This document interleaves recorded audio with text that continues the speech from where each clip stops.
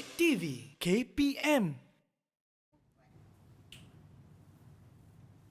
Air dalam bertambah dalam. Hujan di hulu belum kan teduh. Rasa dendam bertambah dendam. Dendam yang dahulu belum kan sembuh. Berat mata memandang, berat lagi bau ini memikulnya. Apa lagi yang harus aku lakukan untuk membahagiakan rakyat-rakyatku? Di bilik sempit ini rupanya seorang raja besar memencilkan diri. Tinggi-tinggi pohon meranti, perkasa berdiri, akar menjalar. Sungguh tak sangka rasa di hati sikap Kekanda seperti ular. Wah, lancang benar mulut Adinda menghiris hati Kekanda. Kalau kail panjang sejengkal, usah lautan hendak diduga. Ini bukan tentang menduga lautan, Kanda. Ini tentang nasib rakyat-rakyat kita yang telah ditindas, dibunuh oleh tentera Karakus. Kanak-kanak dicampak ke lautan, tapi Kanda terus diam sembunyi begini. Dinda, ikan belanak jangan dilempar. Kalau dilempar, nampak riaknya, Dinda. Kalau Kanda ini jangan dicabar, kelak nanti buruk padanya. Orang sudah lama mencabar kita, Kanda. Tapi Kanda itu yang sebenarnya pengecut. Dinda sangat kecewa dengan Kanda. Kalaulah almarhum ayahanda masih hidup, kita tentu tidak begini. Almarhum ayahanda tidak akan biarkan rakyat disiksa. Bahkan setitik darah pun tidak. Kanda yang sanggup menjadi pengecut, bacot dan tuli. Kekanda berdua. Maaf Adinda terpaksa mencelah Kekanda berdua. Apa gunanya Kekanda berdua bertengkar? Bertikam lidah begini Kekanda. Kekanda berdua kita ini saudara. Air dicincang tidak akan putus Kekanda. Tetapi Kekandaku sekalian. Tapi apa? Yang serius sangat ni kenapa Kekanda? Kita berlakon sahaja. Berlakon, ya. Ingatkan kita dah berlakon bangsawan tadi. Sampai jatuh semua prop-prop kita ni. Sangat. Ya, masuk karakter sangatlah Kekanda kita yang seorang ni. Sebenarnya, kita ini dalam Teroka di Didik TV KPM bersama saya, Nisaki pengacara anda pada hari ini. Hai, Assalamualaikum semua. Selamat pagi kepada semua yang menonton. Sebelum kita pergi kepada lakonan dan aksi guru-guru kita, Nisa nak ingatkan supaya kekal menjaga SOP yang telah ditetapkan agar sentiasa memakai pelitup muka di tempat awam, jaga penjarakan sosial sekurang-kurangnya 1 meter bahu ke bahu, dan jangan lupa untuk sentiasa cuci tangan anda menggunakan air dan sabun serta gunakan gel pembasmi kuman untuk sanitasi tangan anda. Contoh macam Nisa, kalau Nisa dah buka pelitup muka ini kan, Nisa perlu simpan di dalam bekas yang bersih. Ada poket ke, poket plastik ke, boleh simpan pelitup muka anda agar dapat digunakan kembali. Kalau dah kotor jangan guna balik ya adik-adik semua, dan kalau dah melebihi penggunaan 8 jam pun jangan guna lagi. Baiklah, tadi saya sangat-sangat tertarik dengan saya sekali masuk karakter cikgu-cikgu semua. Hebat Cik Nisa. Ya, hari ini sebenarnya kita akan membincangkan atau kita belajar berkenaan dengan topik lakonan bangsawan. Jom kita berkenalan dengan guru-guru kita. Kita persilakan Cikgu Nizam dahulu. Silakan perkenalkan diri. Okey, Assalamualaikum. Selamat sejahtera. Nama saya Nizam Jamin. Ya, saya mengajar di Sekolah Seni Malaysia Johor dalam bahagian teater. Baiklah, kita ingin mempersilakan guru yang seterusnya. Cikgu Fairul, silakan perkenalkan diri. Baik, Assalamualaikum dan selamat sejahtera. Saya Cikgu Muhammad Fairul bin Rashid, Ketua Bidang Seni Teater Sekolah Seni Malaysia Kuala Lumpur. Ya, kedua-duanya merupakan guru seni dari Sekolah Seni Kuala Lumpur dan juga Johor, jauh datang merantau ke Didik TV untuk sama-sama berkongsi dengan rakan-rakan sekalian. Tadi Nisa ada sebut berkenaan dengan simpan pelitup muka di tempat yang bersih. Contohnya macam inilah, Nisa ada bekas plastik ni, bolehlah gunakan.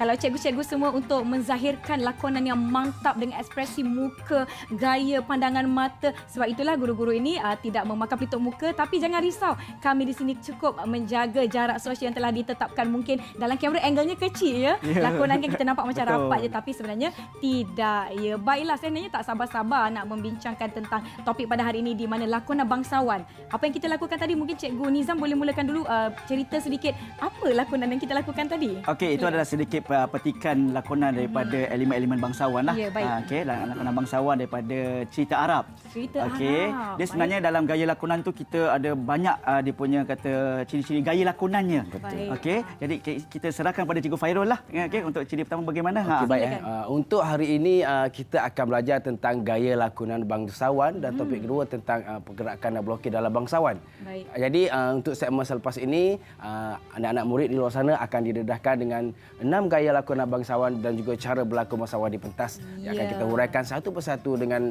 tunjuk contoh sekali.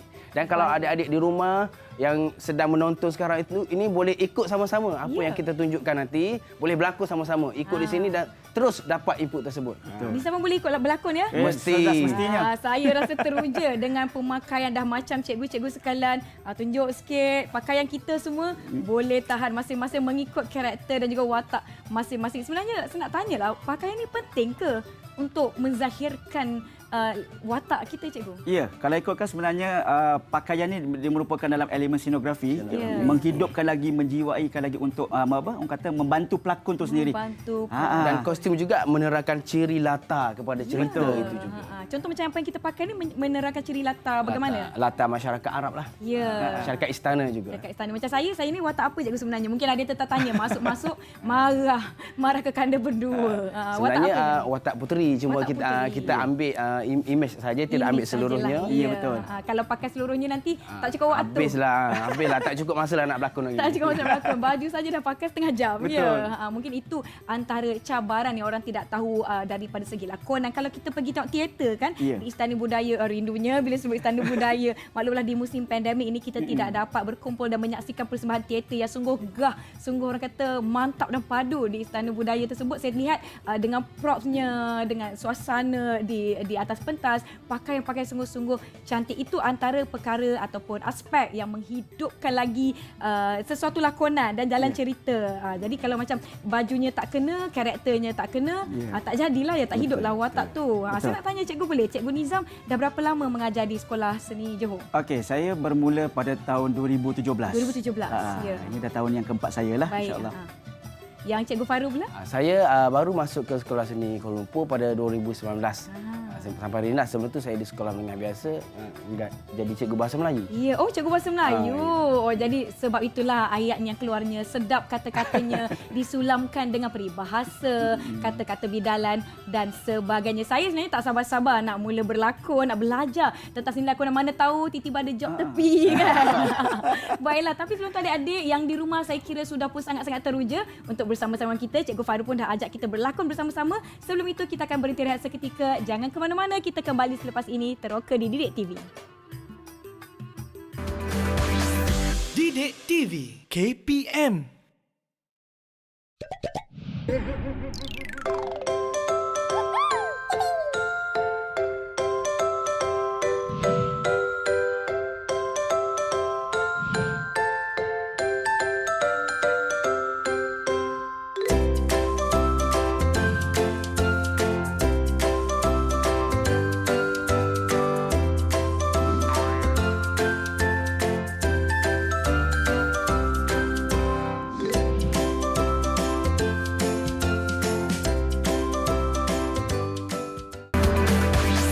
Didik TV KPM. Didik TV KPM. Kembali menonton teroka di Didik TV KPM bersama saya Nisa. Kita ada Cikgu Fairul dan Cikgu Nizam yang akan bersama-sama mengajar kita berkongsi berkenaan macam mana nak jadi pelakon menggunakan tema lakonan bangsawan dengan baik. Tetapi sebelum itu Nisa ingin ingatkan supaya kekal menjaga SOP dengan contohnya menggunakan gel pembasmi kuman untuk mensanitasi tangan anda di mana saja anda berada. Jom kita mulakan. Cikgu silakan. Ya, okey. Baik. Boleh. Terima kasih. Baik, sama-sama. Kita mulakan dengan pembasmi kuman. Ya, baiklah.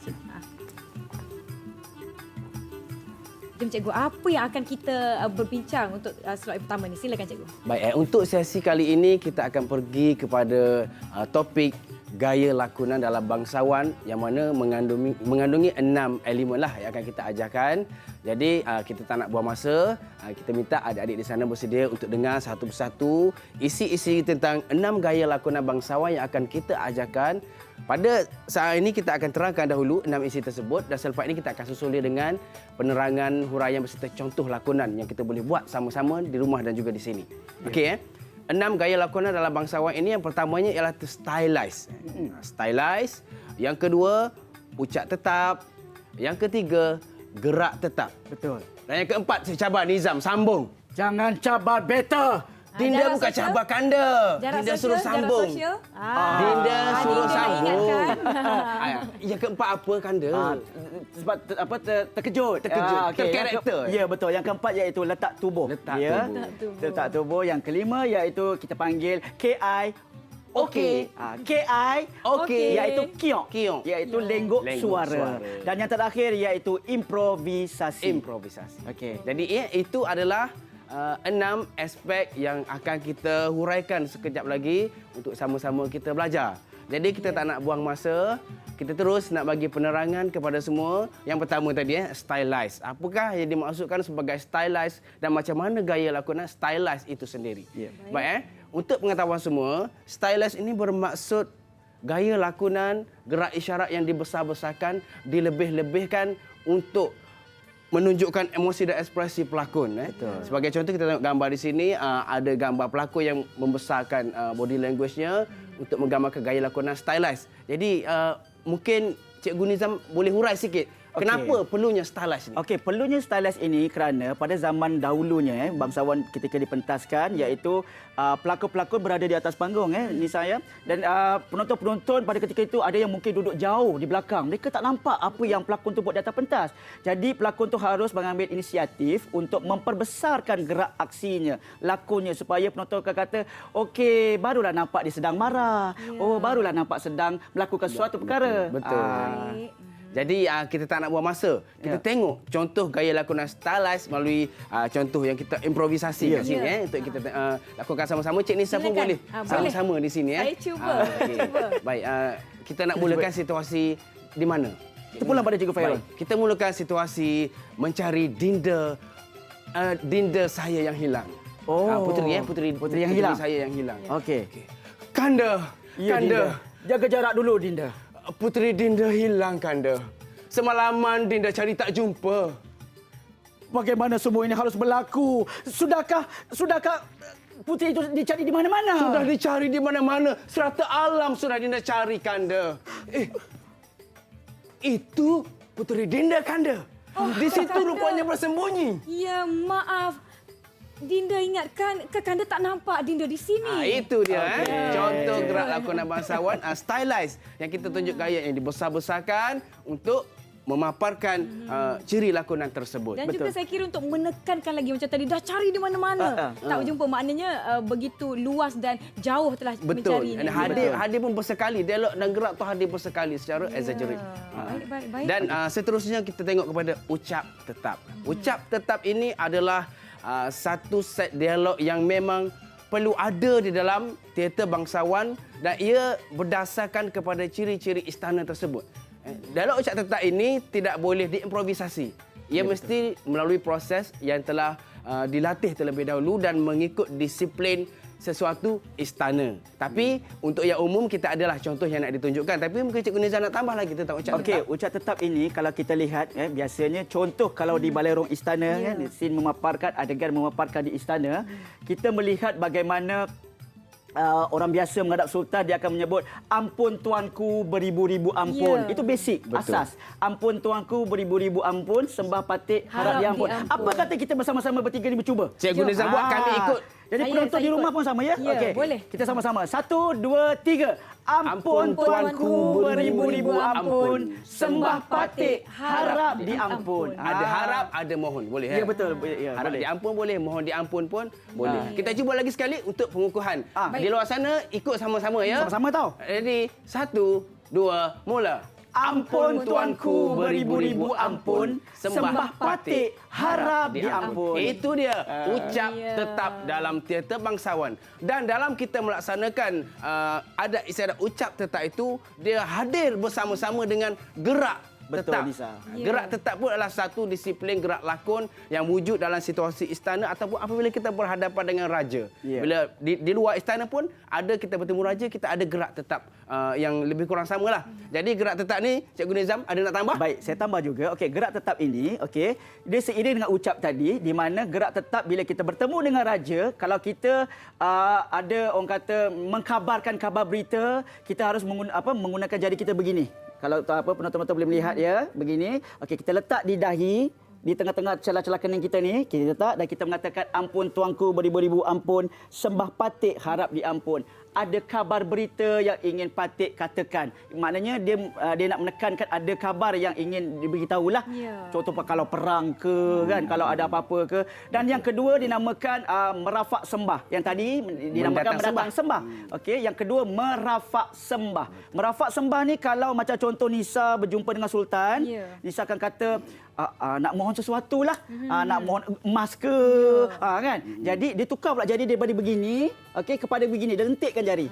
Dia lentikkan jari. So masih lagi keadaan yang sama, dia letak di tengah jari di tengah dahi ini, di tengah kening ini, dan dia mengatakan hal yang sama juga. Ampun tuanku beribu-ribu ampun, sembah patik harap diampun, maka patik ingin memohon sesuatu daripada tuanku. Ya. Itu nama dia merafak sembah. Dan Ini saya baru selalunya tahu. lepas di dahi dia turun ke mulut sampai ke dada. Kenapa ya kita buat macam tu? Okey, dia ada 3 kali level, 3 kali peringkat untuk kita mengangkat sembah ini. Kenapa? Pertama, bila kita di kepala, kita bercakap menggunakan akal kita, maknanya kita bercakap dengan penuh berhati-hati, Nisa.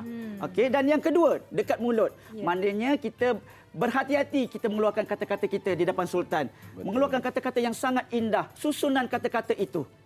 Dan yang ketiga, segala apa yang kita berkata pada sultan harus kita bawa kepada hati kita yang ikhlas. Betul. Okey, itu yang Jadi, kedua. mari kita buat Cuba. satu simulasi Jom. Jom. yang menggabungkan elemen ucap tetap dan gerak tetap ketika dalam istana. Okey. Kalau boleh, Cik Nisa duduk kat sini, kita Ya, cuba baik. baik. berlakon Saya sama. bergerak, ya. Kita adalah dua orang anak raja sedang menghadap rajanya. Okey. Kita akan datang kepada raja. Misal kata kalau saya tukar sedikitlah, saya Ya. sebagai pembesar. Pembesar, Okey. Saya datang. Ampun tuanku beribu-ribu ampun, sembah patik harap diampun. Sila kabarkan apa yang mahu dikatakan oleh kamu. Begini tuanku, nampaknya negara kita bakal diserang pihak musuh tuanku. Ya, itu dia contoh macam ucap tu. tetap yang hadir bersama-sama dengan gerak tetap di dalam istana. Ya, Kalau betul. yang permintaan tadi tu mungkin boleh tunjukkan contoh. Okey, kalau permintaan sama juga macam tadi, sama aja, okey. Tapi kita contohnya saya duduk begini ya. Ya. Ampun tuanku beribu-ribu ampun, sembah patik harap diampun. Patik dengan ini ingin memohon jasa baik tuanku untuk patik menyiasat perkara ini tuanku. Jika begitu kehendak kamu, better izinkan dan better titahkan kamu terus berbuat begitu secepat mungkin. Menjunjung titah tuanku. Baik. Ya. Yang ketiga, kita ada taman satu lagi Nisa dan juga Cikgu Fairul, iaitu yang ketiga dinamakan menjunjung Menjunjung titah. titah. Menjunjung titah itu kita masih lagi sama dan kita menerima segala arahan daripada ketua kita iaitu sultan. Okey. Kita cuba buat contoh better memberi titah dan tuan hamba menjunjung titah. Okey. Dengan ini better menitahkan kepada Panglima Nizam untuk pergi berburu rusa putih. Menjunjung titah tuanku. Dia menerima titah daripada sultan. Baik. Itu tentang stylus sehingga gerak tetap. Untuk seterusnya saya bagi kepada Cikgu Nizam untuk bagi penerangan definisi. Silakan Cikgu Nizam. Baik, Silakan, yang Cikgu. keempat, terima kasih Nisa dan Cikgu Fairul. Dan yang keempat iaitu dinamakan letak tubuh. Letak tubuh ini iaitu bagaimana posisi seorang pelakon di atas pentas. Baik. Kalau seorang pelakon itu sudah biasa atau dikatakan profesional dalam bidang bangsawan, dia sudah tahu kemahiran dia bagaimana dia nak berdiri, bagaimana dia nak duduk, bagaimana dia nak berjalan. Supaya bila mereka membawa watak itu penonton boleh jelas, oh dia dah tahu dah ini memang watak jahat. Ya. Oh, ini memang watak baik. Jadi dia membawa watak itu dengan penuh berhati-hatilah, dengan penuh cermat. Dan letak tubuh ini adalah mengandungi posisi kita menghadap pelakon. Ya. Ada beberapa posisi iaitu posisi menghadap secara penuh. Ya. Kalau menghadap secara penuh, semua badan kita Di hadapan. berhadapan Betul. menghadap penonton. Dan ada juga posisi menghadap 1/4. Miring Ke miring kiri. 1/4 sama ada di kanan ataupun di kiri, boleh bergantung kepada situasi dan miring penuh. Jadi maksudnya betul-betul kita Ini bagi contoh miring lengan penuh. saja. Dan juga belakang Penuh. Okey. baik. Keempat-empat posisi ini tidak boleh dilakukan sewenang-wenangnya juga. Contohnya seperti menghadap belakang penuh, hanya dalam situasi tertentu saja ia boleh dibuat. Contohnya Cikgu Nizam? Okey, contohnya ketika kita menghadap Sultan, biasanya Sultan akan berada di center, di tengah. Betul. Jadi contohnya kalau Sultan di tengah, sudah tentu saya akan membelakangi anda semua, iaitu membelakangi kamera. Jadi saya akan membelakangkan anda. Pergerakan saya itu saya akan nampakkan bahawa saya sedang menyembah Sultan. Ampun tuanku, beribu-ribu ampun. Sembah patik harap diampun. Stay. Dan di sini anda boleh lihat ada 3 posisi. Satu posisi menghadap penuh, posisi mengiring miring penuh dan posisi menghadap belakang penuh. Dan apabila berlakunya kepelbagaian posisi ini, kedudukan letak tubuh ini, maka struktur persembahan itu akan kelihatan lebih cantiklah. Dan untuk menghadap belakang ini, kalau setakat nak bercakap tanpa menghadap raja, itu tidak boleh lah. Seolah-olahnya kita seperti melanggar disiplin di dalam istana. Tengok contoh ini. Kalau kita tengok contoh di sini, apabila menghadap penuh tanpa tujuan yang benar, seolah-olahnya lakonan itu tidak dilaksanakan dengan betul lah. Lah. Ya, tidak kemas. Persembahan yang tidak kemas. Okey, Baik. dan seterusnya kita pergi kepada lenggot suara Lenggot ataupun suara. dinamakan kiok, K-I-O-K. Kenapa kiok, cikgu? Itu lenggot suaranya. Dia memang dibahasakan bahasa lama dia panggil kiok. Kiok. Okey, kalau orang sebut kiok tu maknanya orang tahu itu adalah lenggot suara, nada suara. Air lagu. Dia sebut Ya. sebagai air lagu. Intonasi yang berima, Okey. berirama. Berirama itu kerana bagaimana? Kerana apabila pelakon ini mereka cuba menghayati, menjiwai watak mereka dengan betul-betul berkesan. Jangan terkejut Nisa, sampaikan sampai satu tahap penonton boleh menangis. Ya, betapa perasaan atau emosi itu sampai kepada penonton. melalui Contohnya begini contohnya suara, ya. contohnya kalau andai kata saya mencipta satu adegan, saya ni bapa, okey, Nisa sebagai anak saya, Ya. Baik. saya menghalang pencintaannya dengan Cikgu Fairul konon, ya. Baik. Okey, kita cuba boleh? Sila. Okey. Ayanda tidak setuju anak anda. Kenapa ayahanda?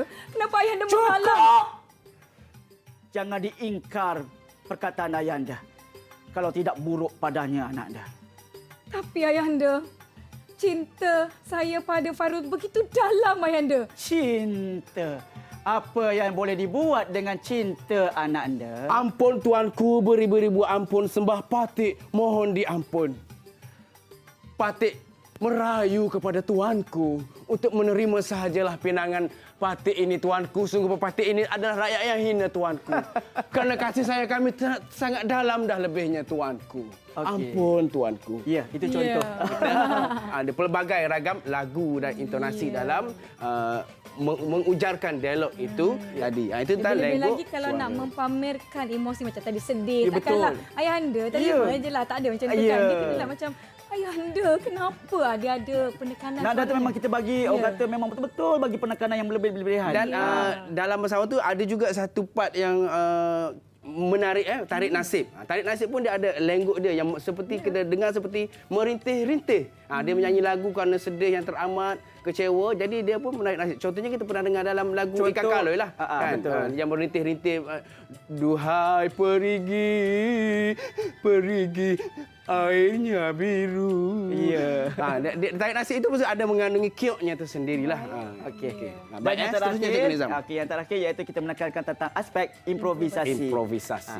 Dan aspek ini sangat penting dalam lakonan, betul tak Cikgu Nizam? Betul Cikgu Fairul. Cuba hurai sikit, Okey, kita nak tahu. improvisasi kenapa penting? Kerana pada ketika kita melakonkan watak tu, ada ketikanya kebarangkalian rakan lakon kita ni lupa dialog. Ya. Betul. Ada kebarangkalian mungkin macam tadilah orang kata kadang-kadang kita tak tahu apa yang berlaku Ya, kan. betul. Tiba-tiba apa benda perkara yang di luar jangkaan. Jadi kita terpaksa melindungi rakan kita. Bertindak secara Baik. spontan. Betul. Supaya jalan cerita kekal terjaga dan penonton tidak perasan sebenarnya apa Dapat yang berlaku. diselamatkan. Saya nak tengok antara contoh situasi kalau berlakunya sebegini, saya pula terlupa skrip ke macam mana ke. Tapi kita akan berehat seketika kembali selepas ini. Jangan ke mana-mana.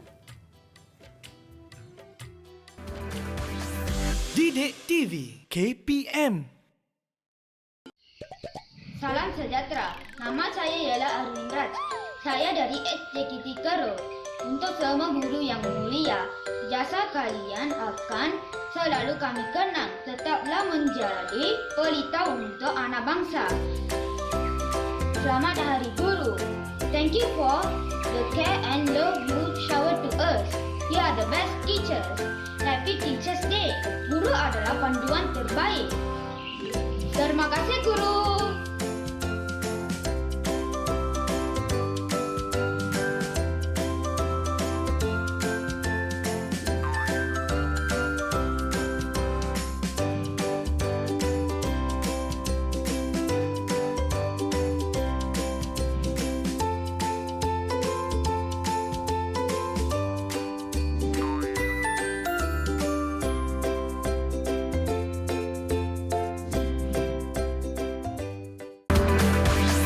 Didik TV KPM.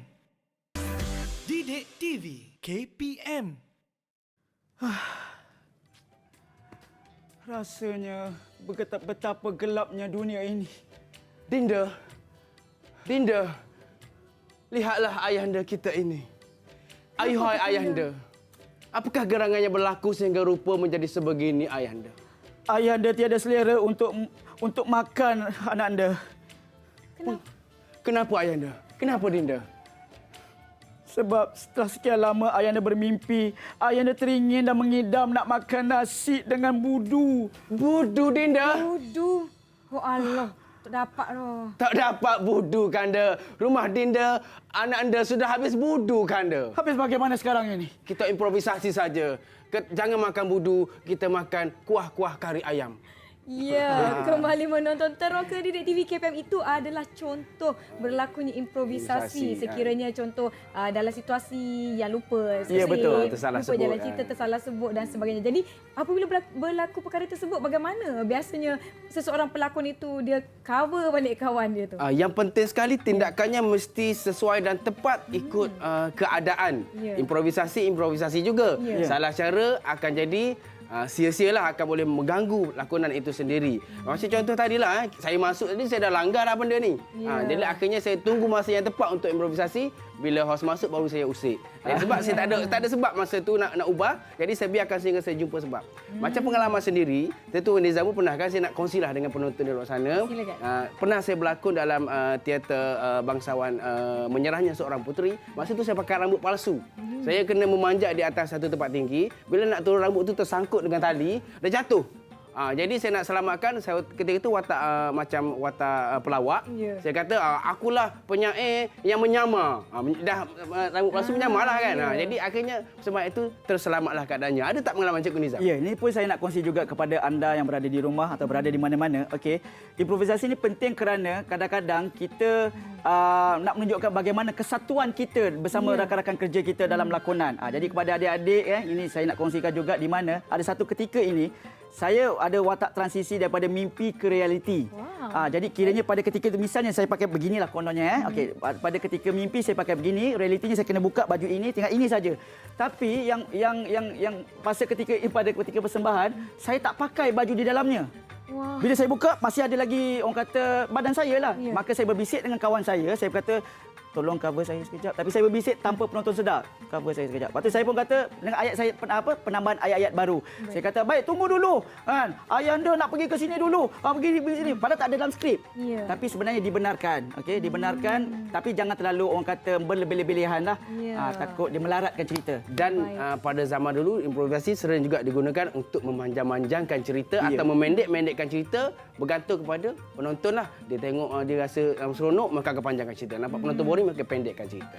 Ya, itu cara improvisasi digunakan di dalam sesuatu persembahan. Teater. Kita ada lagi 3 cara gaya lakonan bangsawan. Jom cikgu kita teruskan. Sebenarnya kita akan pergi kepada pergerakan dalam bangsawan ini Cikgu Nizam. Apa lagi? Terangkan. Okey, pergerakan dalam bangsawan ni kita fokus kepada watak dan perwatakannya. Betul. Okey, kebanyakan dalam bangsawan watak-wataknya dipanggil stock character. Apa itu stock character? Iaitu karakter yang telah ditetapkan. Sedia wujud. Ya, contohnya Sultan, watak protagonis, watak hero lah. Dan juga seperti Cik Nisa, watak heroin lah. Seri Panggung lah. Seri Seri Panggung. Panggung, anak muda. Dan sebagainya. Okey, jadi bagaimana dikatakan pergerakan? Kalau Sultan saja pergerakannya mesti orang kata terbatas. Ada form dia. Ya, dia ada jaga pergerakan dia. Kalau kita tengok Sultan, dia tak boleh Sultan jadi macam orang kampung. Ya. Dalam tukar pugapa tak boleh. Baik. Okey, contoh kita buatlah supaya penonton buat, faham. jom.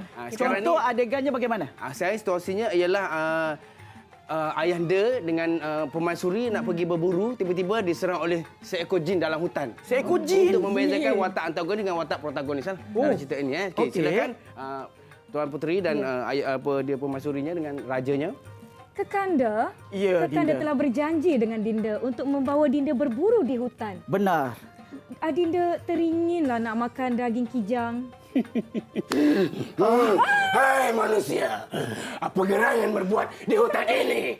Siapakah Sehingga kamu? mengganggu tempat aku. Siapakah kamu, wahai bermuka buruk? Akulah Jin Rimba Hijau. Macam itu. Karakter antagonis dia lebih agresif selalunya, agresif dan lincah. Bagaimana kalau watak-watak Sultan dan juga permaisuri dia lebih tenang sedikit? Ya. Okey. Dan tadi terjerit sebab apa? Bertakut Ya, nak itu menunjukkan betul lah. emosi yang Takkan takut. tiba-tiba jin kan tak kena pula. Kekanda ada jin, diva kan. Dan watak-watak pelawak pun ada lincah-lincah juga kan. Ya. Pelawak dia ada yang cara lakonnya dia. Watak Seri Panggung pun ada cara lakonan dia. Ya, okey. Pergerakan ini akan khusus lebih spesifik, kena kajilah watak tu. Bila kita dapat watak tu kena tahu kita ni jenis gerakan apa. Ini sangat penting untuk menimbulkan ciri watak itu sendiri. Dan saya nak menambah lagi iaitu yang kita pergi kepada kedua iaitu gerakan isyarat. Gerak Okey? isyarat. Gerak isyarat ini di mana membantu pelakon untuk menyampaikan emosi dengan lebih tepat dan berkongsi emosi mereka dengan penonton. Betul. Okey, misalnya begini. Okey, saya bagi contoh terus supaya penonton dapat lihat. Ya. Apa dikatakan gerak isyarat? Gerak isyarat ni biasanya dia tak ada dialog, dia tak ada skrip. Dia menggunakan orang kata tanda-tanda yang ada pada Tanda-tanda. tubuh. Betul. Okey, saya bagi Bahasa arahan. tubuh lah ya? Ya, bahasa tubuh. Ya. Merangkumi emosi, ekspresi emosi dan juga gerak-gerak kecil. Ya. Contohnya begini, kalau saya cipta wataknya, okey, Cikgu Fairul menjadi putera raja yang sedang pergi berburu macam tadi. Baik. Dan tiba-tiba terjumpa puteri jelita di tengah hutan dan ingin melamar puteri tersebut. Dan puteri hanya menunjukkan isyarat malu-malu saja. Baik, Okey. baik. Okey. 3 2 1 action. Besar juga hutan ini. Tetapi penghuninya seperti tidak ada. Sudah seharian aku berburu tidak kelihatan. Ini puteri cantik. Wahai Tuan Puteri indah rupawan, apakah gerangan berbuat di sini seorang diri?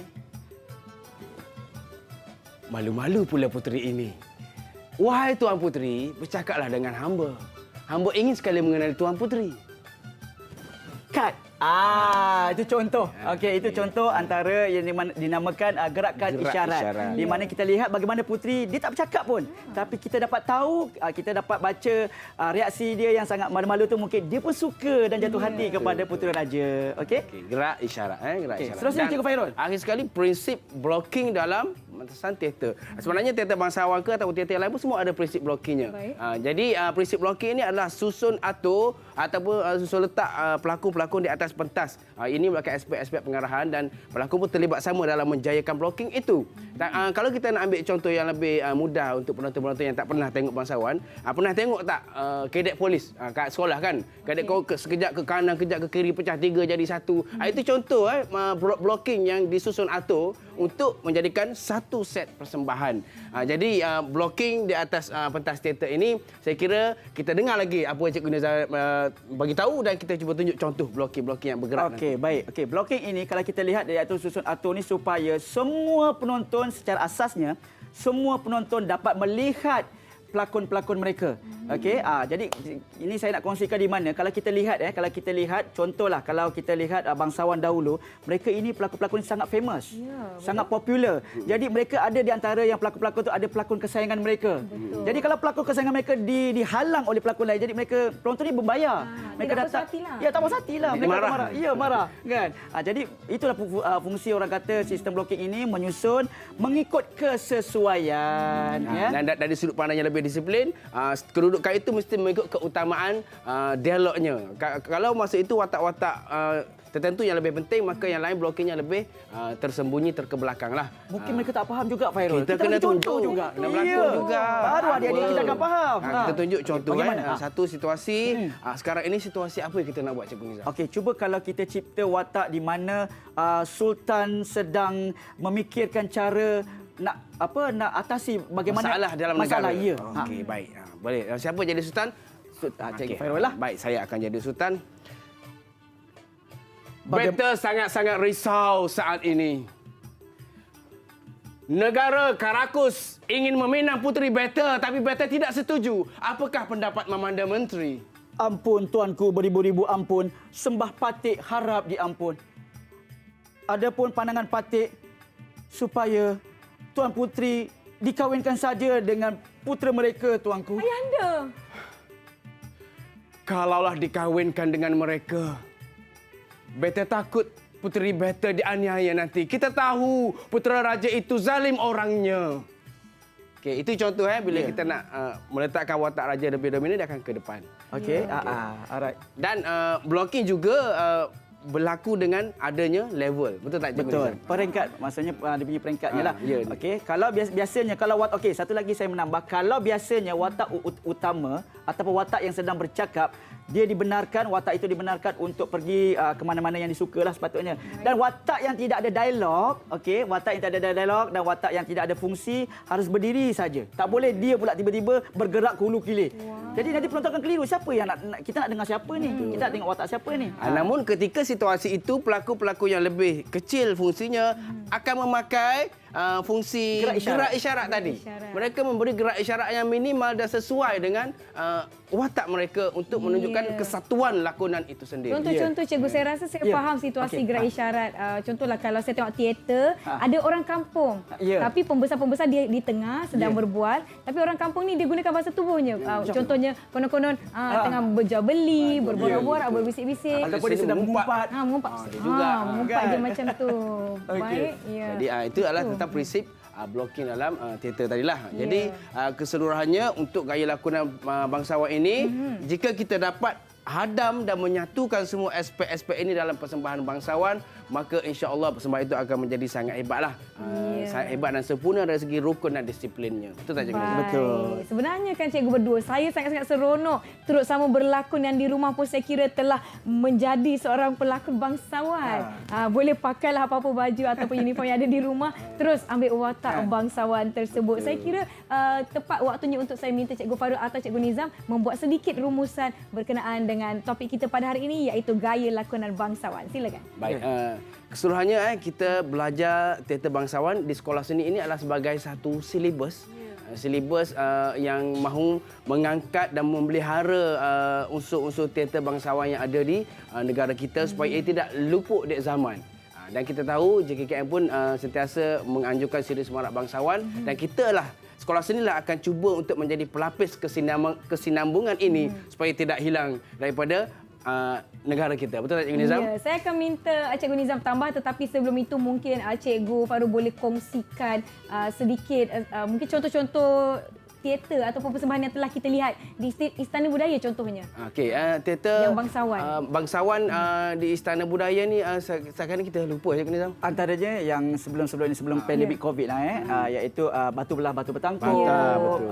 cerita Hang Tua Hang Jebat, Puteri Gunung Ledang. Puteri Gunung Ledang saya ada tonton Puteri Gunung Ledang. Puteri Gunung Ledang tu orang kata yang paling terkenal lah, paling tersorong. Memang pergi mana-mana pun orang tahu Puteri Gunung Ledang tu satu benchmark. Ya, disebut-sebut. Tapi kan kalau di atas pentas teater yang sungguh luas, besar dan hebat, ada komunikasi tak antara watak dan juga prop ataupun barang-barang yang ada di atas pentas? Betul. Selalunya kena ada interaksi lah supaya set yang ditunjukkan, bukan untuk semata-mata tunjuk. Dia mesti digunakan dengan sepenuhnya untuk menggambarkan fungsi situasi itu. Dia melambangkan juga untuk menghidupkan watak itu dan juga melambangkan latar seperti Cikgu Fairul beritahu tadi. Ya. Barulah kita nampak cerita itu nampak lebih harmoni lah. Kita tengok, sedaplah cerita tu. Lebih haluslah aturannya. Ya. Tadi sebenarnya saya sudah nak bersedih sebab ingatkan dah sampai hujung rancangan, tetapi kita ada masa lagi. Kita akan berhenti seketika. Tapi sebelum tu saya nak tanya, selepas ini apa lagi yang kita nak kongsikan kepada penonton semua? Lepas ni kita rasa nantilah kita cerita. Nanti lepas ni kita biar dia jadi biarlah suspense. Suspense. Unsur-unsur dalam persembahan pun suspense. Jadi kalau nak tahu, anda kena kekal menonton Teroka Didik TV KPM. Kita berehat sebentar, jangan ke mana-mana. Kembali selepas ini. Didik TV KPM. Hi everyone, my name is Kritika. I am studying in SJKT Ladang Batara. Happy Teachers Day to all sweet teachers, especially my Nageswari teacher. I love her very much. She is very kind and sweet, lovely teacher. Thank you.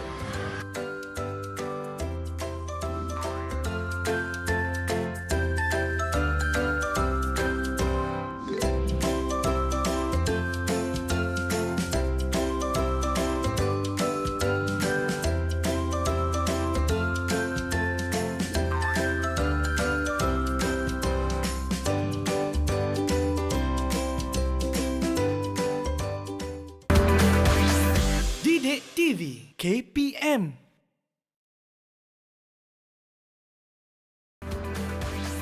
Didik TV KPM.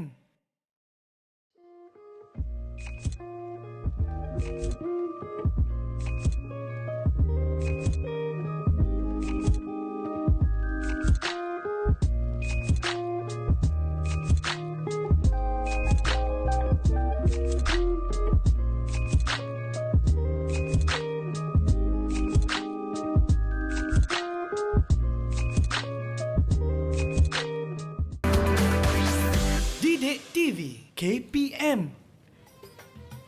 Kembali menonton Teroka Didik TV KPM. Kita sedang membincangkan tentang gaya lakonan bangsawan. Ya, apa gaya yang saya buat tadi sebenarnya, cikgu? Okay, ada gaya exaggerate. Ya, exaggerate, membesar-besarkan, nak menunjukkan kita berlakon gaya Stylized lah, bangsawan. dalam pasal stylized. Ya, tadi secara ringkasnya kita telah pergi kepada gaya-gaya lakonan. Kita ada stylized, Betul. kita ada ucap tetap, gerak tetap. tetap, letak tubuh, lenggok suara, improvisasi, pergerakan, prinsip blocking dan gerak isyarat. Apa lagi yang kita boleh pelajari? Dan sebelum kita pergi kepada soalan saya tadi, saya ada lihat ada video yang dipertontonkan, ada gambar-gambar daripada persembahan teater saya kira. betul. Cikgu boleh kongsikan sedikit berkenaan video tersebut? Ya, kalau kita lihat tadi ialah paparan pementasan teater bangsawan Ya. yang pernah dibuat di sekolah-sekolah seni seluruh Sekolah, Malaysia. ya, Ada wah. sekolah seni Malaysia Johor, Perak, Kuala Lumpur, Sabah dan Sarawak. Jadi itu adalah produk-produk yang pernah kita hasilkan dalam proses aplikasi terhadap pembelajaran itu sendiri. Dan murid-murid ini akhirnya belajar pementasan itu daripada pengurusan sehinggalah kepada pementasannya. Oh, maknanya tak adalah berlakon. Bukan tak adalah berlakon saja. Betul. semata. Mereka dikira diajar semua sehinggalah kepada membuat laporan dan juga dokumentasi. Okey, saya tambah sedikit di Ya, mana silakan, cikgu. dalam pendidikan, pendidikan kesenian terutamanya, Ya. mereka didedahkan dengan kerja kreatif. Kerja kreatif, Okey, jadi baik. kerja kreatif dia mereka bukan sekadar maksudnya mindset mereka kata okey, saya nak jadi pelakon saja, tidak. Kita akan didik mereka selain pada berlakon, mereka kena buat kerja produksi, mereka kena buat kerja kerja, mereka kena buat pertukangan, mereka kena pelbagai. Pelbagai. Dan kerja kreatif untuk lah. info tambahan, Ya. produk-produk ini selalunya menjadi goreng pisang panas lah. Wah. Mendapat permintaan ramai daripada IPT kerana mereka sangat suka dengan produk sekolah seni kerana kebanyakan mereka bila keluar saja sudah tahu hampir sebahagian daripada proses pembelajaran teater itu sendiri. Betul. Jadi ada yang pergi ke Aswara, OPSI, UiTM dan mereka pergi sana cepat je dikenali sebab mereka dah tahu cara nak buat kerja-kerja kreatif ini. Ya, itu yang penting, bukan setakat tahu berlakon, bukan setakat Betul, menguasai gaya-gaya lakonan yang kita dah belajar, tetapi juga menguasai proses sebelum, semasa dan selepas. selepas. Ya. Contoh, boleh cikgu kongsikan salah satu contoh ataupun macam apa yang mereka belajar proses sebelum pementasan. Silakan Cikgu Fairul. Ini kita panggil dalam pengurusan produksi lah. Ya, Sebelum pengurusan, pementasan tu mereka akan belajar membuat paperwork. Paperwork. Menubuhkan jawatan kuasa produksi, buat paperwork untuk cari dana. Kita ajar cara cari dana walaupun dana itu kadang sudah ada dan kadang-kadang mereka berjaya cari dana daripada luar untuk menampung kos pementasan itu lagi. sendiri. Ya. Itulah kelebihan yang ada pada mereka dan ini pun dibantu juga dengan KPM, ibu bapa yang sangat akrab lah dalam membantu anak-anak mereka untuk meningkatkan produktiviti. Maknanya pelajar-pelajar sekolah seni ni semua mendapat sokongan yang padu lah daripada ibu bapa masing-masing. Berapa ramai murid-murid yang Cikgu Nizam pernah ajar setakat ini? Kalau ikutkan sejujurnya saya belum lagi mengajar secara total untuk ni, tapi anggarannya dalam 30 murid, 40 murid untuk satu kelas. Satu kelas. Jadi satu kelas 30 orang. Kalau di sekolah seni biasanya ada berapa kelas? Okey, kalau di sekolah seni Johor secara keseluruhannya kita ada dalam 300 hingga 500 murid, 300 lah biasanya. Oh, baik. Saya kira kan cikgu, apabila penonton dah tengok ni semua, mereka jadi berminat. Betul. Berminat nak tahu informasi berkenaan sekolah seni. Mungkin ada yang baru kenal, ada sekolah seni dekat Malaysia. Sebab saya kira kalau di peringkat yang lebih tinggi Aswara sajalah kan. Kalau sekolah seni ni mungkin saya pun agak baru. Sebab tu saya ada bertanya, mungkin ada yang nak tahu apa lagi yang mereka boleh belajar di sekolah seni ni. Okay, di sekolah seni ada menawarkan 4 bidang seni, bidang seni visual, seni teater, seni muzik dan juga seni tari. Dan untuk masuk ke sekolah seni mereka perlu hadir uji bakat selepas UPSR lah. Permohonan dibuat melalui online. Selepas UPSR? Selepas UPSR. Mudah lagi. Dibuat melalui online di laman web sekolah seni lah. Kat sana isi borang, nanti mereka akan panggil uji bakat. Dia kena uji bakat lah. Syarat minima 4B, 3B. Betul. Tapi yang penting bakatnya datang dulu. Ya, jadi mungkin ada yang dah nampak bakat anak-anak ataupun adik-adik anda daripada kecil lagi. Ini adalah salah satu orang kata apa, jalan ataupun saluran untuk anda mengasah bakat tersebut. Bukan setakat nak berlakon di hadapan orang, membuat ekspresi dan sebagainya, tapi sebelum, semasa dan selepas. Nisa Mungkin, jangan terkejut kadang-kadang kalau macam di sekolah seni Johor, sampai daripada abang dia yang sulung sampai ke adik dia yang bongsu, semua bergenerasi bersilih ganti. Abang dia dah keluar, adik dia pula masuk. Mungkin, dan alumni-nya pun bila dah lepas selalu offer nak datang bantu. Ayahanda kami ni nak datang bantu ni ada apa-apa. Mereka suka untuk datang bantu. Cuma sekarang kita kekang COVID, tak boleh terima orang luar. Jadi kita tak dapatlah melakukan tetap menjaga SOP yang telah ditetapkan. Walaupun sekarang ni persekolahan sudah pun bermula kan. Jadi yang di sekolah pun adik-adik menonton kekal menjaga SOP. Kalau di sekolah tu ikut arahan pihak sekolah dan juga cikgu pakai gel pembasmi kuman, pelitup muka, jarak sosial dan sebagainya. Baiklah, ini baru betul-betul di penghujung rancangan. Saya tadi nak bersedih, okey tak jadi, ini bersedih kembali. Sebab apa, kita dah pun sampai penghujung rancangan, cikgu-cikgu semua. Mungkin cikgu boleh kongsikan sekali lagi sedikit rumusan ataupun harapan untuk semua yang menonton Didik TV. Untuk seluruhannya, bagi murid-murid sekolah seni Malaysia, khususnya yang sedang menonton di sana dan juga yang di bawah KPM lah, kita mengharapkan murid terus serius dan ada effort untuk belajar tentang seni teater bangsawan untuk kita mengekalkan ciri tradisi khazanah budaya bangsa. Kerana ini adalah juga salah satu tanda ciri-ciri kewujudan bangsa dan juga masyarakat. Jadi di sini mereka tidak saja diajar tentang berlakon tetapi macam mana nilai tanggungjawab, meningkatkan potensi interpersonal, keakraban dan juga kerjasama. Banyak nilai-nilai murni berpadu dalam proses pementasan itu sendiri. Dia bukan tentang berlakon semata-mata, tetapi banyak aspek-aspek lain juga kreativiti sebab kreativiti itu pula bukan tentang pemikiran saja, ada kreativiti artistik, mereka adakan kostum, mereka aset, tata rias dan segalanya. Jadi ini sangat hebat. Dia, kalau kita kata di sekolah ni memang kebat lah. Orang berfikir aras tinggi. Bila ada belajar seni teater bangsawan, otomatik aras tinggi. Dengan bahasa pun tinggi-tinggi. Dengan puisinya, syair gurindam, semua ada. Dan bila nak mengujarkan dialog-dialog itu, mereka perlu bedah teks itu sehingga faham. Kalau tak cakap je ni macam burung kakak tua kan. Jadi mereka nak belajar menganalisis karya-karya yang puisi-puisi yang ada nilai kandungan makna pelbagai. Ini yang hebatnya ni. Cikgu Nizam, apa harapan Cikgu Nizam? Harapan saya simple saja Cik Nisa dan juga Cikgu Fairul dan juga penonton di rumah. Okey, iaitu mereka ini, adik-adik ini yang belajar di sekolah seni ini, mereka mempunyai bakat yang agak luar biasa. Wah. Ya, agak luar biasa. Di antara mereka yang macam-macam lah, mereka boleh buat ukiran, boleh menyanyi, boleh berlakon. Jadi harapan saya iaitu pihak-pihak yang lain juga, contohnya pihak daripada Persatuan Seniman ke, Persatuan daripada produksi TV ke, mereka punya bakat yang sangat luar biasa ini, apa kata kita jalinkan hubungan dan kita bawa bakat-bakat ini juga ditonjolkan ke hadapan. Sebab ada di antara kawan-kawan juga yang pernah bertanya dengan saya yang dalam bidang produksi, kita kekurangan bakat kanak-kanak. Sebenarnya banyak bakat kanak-kanak yang boleh dicongkil sebenarnya.